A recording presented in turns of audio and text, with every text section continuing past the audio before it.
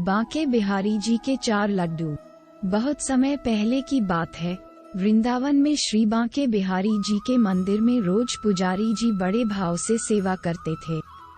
वे रोज बिहारी जी की आरती करते, भोग लगाते और उन्हें शयन कराते और रोज 4 लड्डू ये सोचकर भगवान के बिस्तर के पास रख देते थे कि यदि बिहारी जी को रात में भूख लगेगी तो वे उठकर खा लेंगे।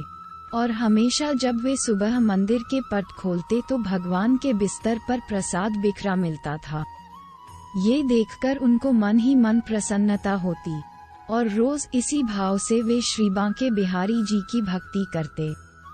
लेकिन एक दिन बिहारी जी को शयन कराने के बाद वे 4 लड्डू रखना भूल गए।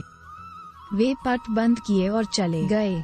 रात में करीब 1-2 बजे जिस दुकान से वे बूंदी के लड्डू लाते थे, उन बाबा की दुकान खुली थी।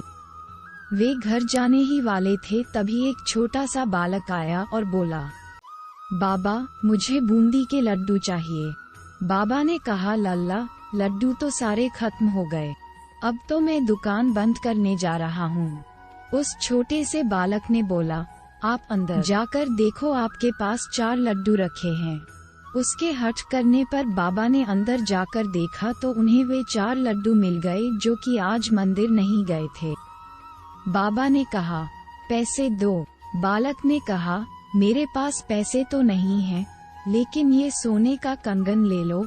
और तुरंत अपने हाथ से सोने का कंगन उतारा और बाबा को देने लगे। बाबा ने कहा, लल्ला पैसे नहीं हैं तो रहने दो, कल अपने बाबा से कह देना, मैं उनसे ले लूंगा। पर वह बालक नहीं माना और कंगन दुकान में फेंक कर भाग गया।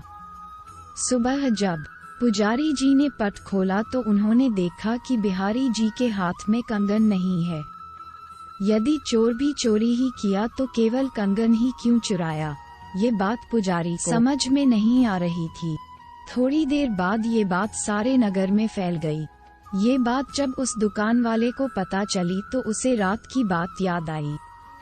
उसने अपनी दुकान में कंगन ढूंढा और मंदिर जाकर पुजारी जी को दिखाया और सारी बात सुनाई। तब पुजारी जी को याद आया कि रात में मैं लड्डू रखना ही भूल गया था, इसलिए बिहारी जी स्वयं लड्डू लेने गए थे। कहानी का तात्पर्य यह है कि यदि श्री बांके बिहारी जी की भक्ति में भक्त कोई सेवा भूल भी जाता है तो भगवान अपनी तरफ से स्वयं पूरा कर लेते हैं। ऐसे हैं हमारे श्री बांके बिहारी जी। आशा करता हूँ दोस्तों आपको ये कहानी पसंद आई होगी, तो हमारे चैनल आध्यात्मिक इंसान को सब्सक्राइब करना ना भूले।